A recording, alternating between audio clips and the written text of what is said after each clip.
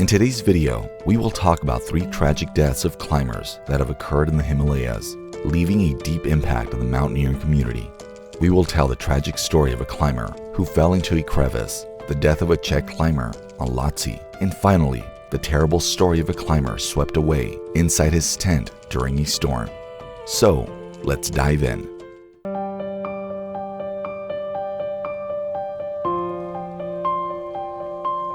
Piotr Morawski was born in Warsaw on 27 December 1976. He was an only child born to a chemist's father and a photo lab technician mother. Piotr would go on to become a doctor of chemistry with a passion for photography and mountain climbing. Piotr Morawski had many achievements to his name, as he had summited 6 8,000ers during his mountaineering career. In 2001, he climbed Chang Tengri, and in 2002, he attempted to climb Peak Pobedi, but failed to reach the summit. But this would only be the beginning of his career. In 2005, Piotr Morawski completed the first ever winter climb of the Shishapangma in history. That was a great accomplishment and showed how far he had come as a mountaineer. In the next few years, Piotr successfully climbed the Nanga Parbat, Gasherbrum 1, Gasherbrum 2, and a solo climb of the Broad Peak.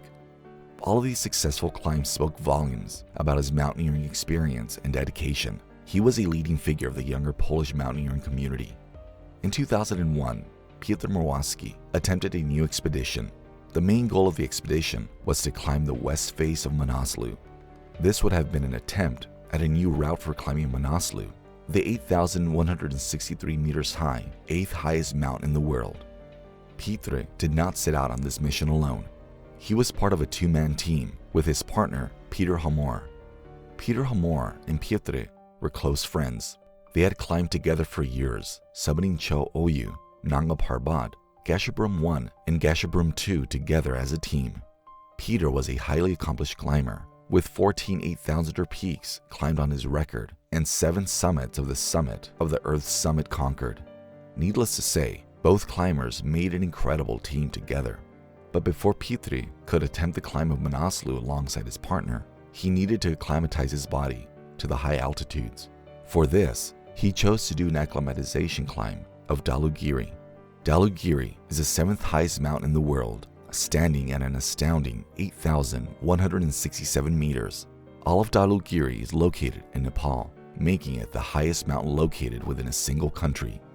Ever since it was first climbed on 13 May 1960, people from around the world come to successfully summit this natural wonder. Dhaulagiri is a unique mountain due to its almost sudden rise from the surrounding terrain. It is also one of the most dangerous mountains to climb, with a fatality rate of 16.2% in 2007. But despite these challenges, Piotr Morawski was determined to finish his acclimatization climb successfully so he could go on to summit Manaslu via the new route and memorialize his name in the mountaineering history. The acclimatization climb began very well. As planned, Piotr started his climb of Dhaulagiri using the normal route at the base camp. He reached Camp 1 and Camp 2 without any problems, all thanks to his years of mountaineering experience. This was as far up as he intended to go for the acclimatization. It was time to make his way down. After a long trek, Piotr successfully reached back down to Camp 1, but tragedy struck as he continued his voyage downwards. At around 5,500 meters below Camp 1, on his way to base camp, Piotr found himself climbing over a snow bridge. A snow bridge is an arc of snow that forms over a crevasse on a mountain. Sometimes this arc completely covers a crevasse, deceiving climbers into thinking they are walking on solid ground. The particular snow bridge Piotr was climbing stretched over an approximate 25-meter deep gap. Only snow was holding him up over a great fall. Mid-journey, over this deceivingly large snow bridge, Piotr suddenly felt the ground below him give way. The snow bridge had collapsed. Piotr had fallen inside the deep crevasse, 5,500 meters above sea level, on one of the most dangerous mountains in the world. The Polish mountain rescue expedition operating on Dhaulagiri at that time began rescue attempts as soon as the news reached them. However, this would prove futile since a 20 meters fall had proved fatal for Piotr Morawski. Peter Hamor, Justina Szekspienik, and a TOPR team extracted the body of Piotr Morawski from the crevasse. Resuscitation attempts were unsuccessful, and the doctor pronounced him dead. In accordance with his will, his body was lowered into a 5,700-meter ice crevasse on April 13, 2009 in the Himalayas. During this ceremony, close friends and climbers were present, including Peter Hamor, Justina Czechpenik, and Gregors Bargiel. Edward Lakota and Andrej Minkler. Petre now rests in the mountains he loved so much. He would later be awarded the Knight's Cross of the Order of Polonia Restituta by President Lech Kaczynski for his contribution to the development of Polish Himalayan mountaineering. There is also a plaque of commemorating him at the Church of St. Antony Padesky.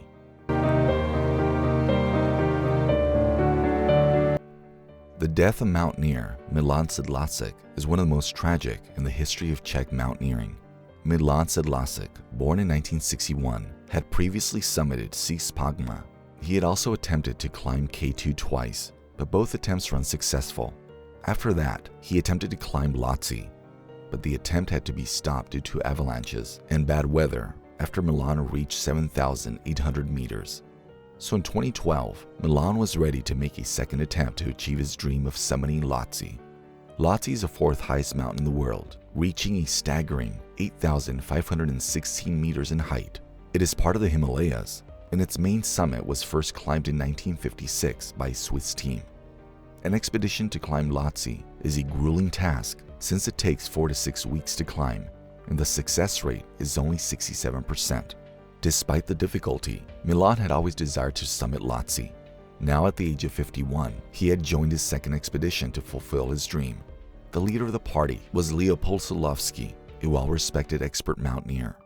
Leopold was the first ever Czech to summit Everest, giving him a legendary status in the community. Other members of the team included Radovan Marek and Pavel Lubtak, all highly capable climbers. With such a qualified party, it seemed nothing could go wrong. But then, complications arose. On 1st May, a rocky avalanche hit the base camp of Pavel Lubtak, injuring his arm. For him, the expedition had ended as he was transferred via a helicopter to a hospital in Kathmandu. The expedition had to continue without him. During the climb, strong winds and falling rocks presented a serious threat to Milan's team. Eventually, the expedition, including Milan Sedlacek, reached the fourth high-altitude camp at 7,800 meters without any incidents. Now, all that was left was to summit Lhotse, and Milan was excited to finally stand at Lhotse's top. But this is where the real trouble would begin. The last 300 meters of the Lhotse summit route are extremely dangerous. This portion of the climb consists of a steep, rock-filled gully with frequent dangerous rockfalls, but Milan was determined and confident that he would reach the summit. Late in the evening, Radovan Marek first began his climb to the summit, with Milan starting out second behind him. Radovan Marek reached the top of Lhotse. After reveling in the beauty up on the summit of Lhotse, Marek started his journey back. It was on his way back, just a measly 50 meters short of the summit, that Marek saw Milan making his way up. According to Marek, the conditions of these last few meters were pretty bad. A climb would take an hour. "Svidri, you can't make it. Be careful," he advised Milan Sedlacek. But Milan was determined to finish the climb. He was so close to reaching the summit he had longed for. Radovan Marek again tried to persuade Milan to stop, but Milan told him he had the strength to finish the climb. Radovan believed him since Milan was an experienced climber. Radovan himself was extremely tired, and if he stopped now, he would freeze to death. He couldn't wait any longer, convincing Milan to stop his ascent. So he continued down his path to the fourth high-altitude camp. This was the last time Milan was seen alive. Radovan waited at the fourth high-altitude camp for Milan, having no doubt that his friend would make it back. The next day, he went down to Camp 3. Leopold, the leader of the expedition, had been awaiting both Radovan and Milan since the previous day. Now that Radovan had arrived with no sign of his partner in the morning, Milan's situation had started to look grim. Despite the two hoping for his return, Milan did not make it back. Neither of them could make the journey back to aid and rescue Milan. Coming down from such a great height exhausts your body. It would take at least 5 days for them to recover enough strength to attempt to climb. A rescue attempt in their current state would surely mean their own death. At the top of Lhotse, everyone is on their own, including Milan. The climbers wanted to declare Milan missing in the hopes that he was still alive despite the odds. But later, a team of Indians climbed up the peak of Lhotse and found Milan, sitting just a bit below the peak, frozen to death. He had died on his way back from the summit. According to Senan Akubri, chairman of the Czech Mountaineering Association, Milan died of exhaustion on his way back. It is not clear whether he collapsed or some other complication arose that prevented him from climbing down further. In the words of Leopold Silovsky, the leader of the expedition, the desire for the top is sometimes greater than the desire to return down. Milan's body could not be retrieved by the team that found him. All they could do was take a picture as proof. The rough weather and dangerous terrain make it very difficult to retrieve the bodies of climbers who pass away near Lhotse summit. The only solace that could be found was in the fact that, in the end, at the age of 50, Milan did reach the summit of Lhotse and fulfilled his greatest desire of climbing Lhotse at last.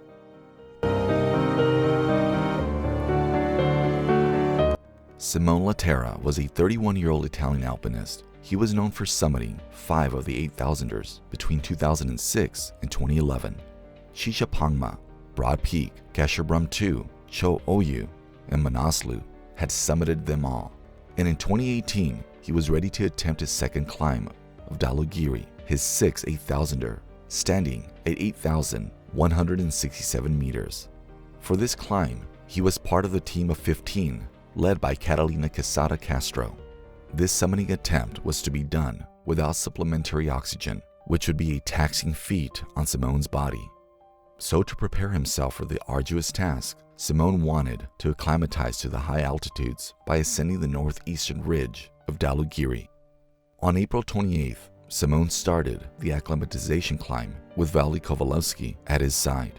The climb went well, and the duo reached the 6,976 meters mark. At this point, Simone decided to pitch his camp and stop his climb.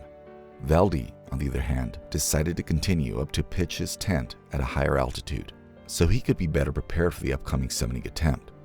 At 1 p.m., Simone contacted Paweł Michalski at the base camp. The climb had him tired, and he was coughing. Simone told Paweł that he was camped at a steep and narrow spot, but the camp is attached to a fixed rope using a harness. He told Paweł that his legs were dangling over the edge. He got reprimanded by Paweł for pitching his tent there. During the whole conversation, Alex Gavan, another accomplished climber, listened close by. At around 5 p.m., an attempt was made to communicate with Simone, but the call went unanswered.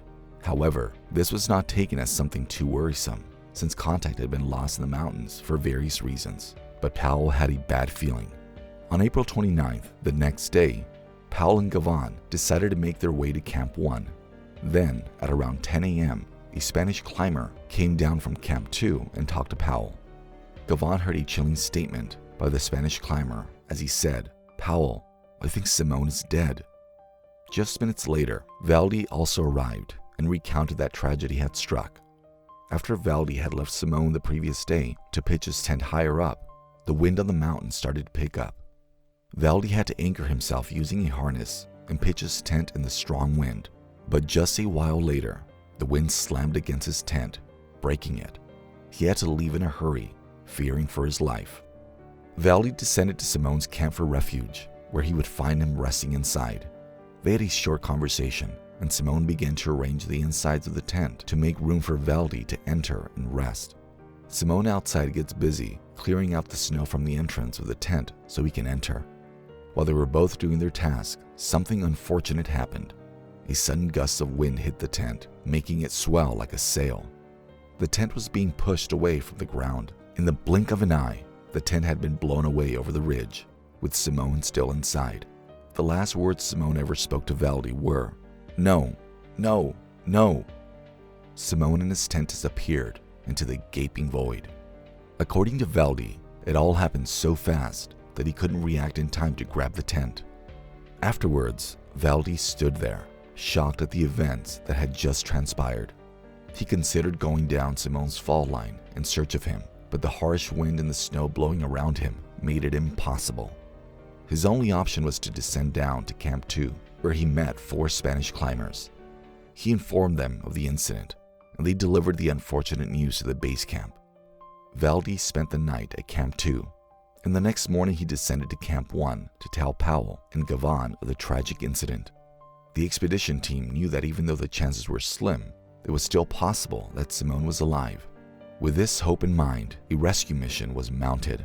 A helicopter was requested, but due to the extremely bad weather conditions that Dhaulagiri is prone to, it had to be landed for the night. On the morning of April 30th, the rescue attempt would finally begin as the weather cleared up. The helicopter was deployed with a search party, and the rescue mission began. At around 6,000 meters, the rescue team saw a red object. Upon landing, it was identified as an article of Simone's clothing, but Simone was nowhere to be seen. The search continued.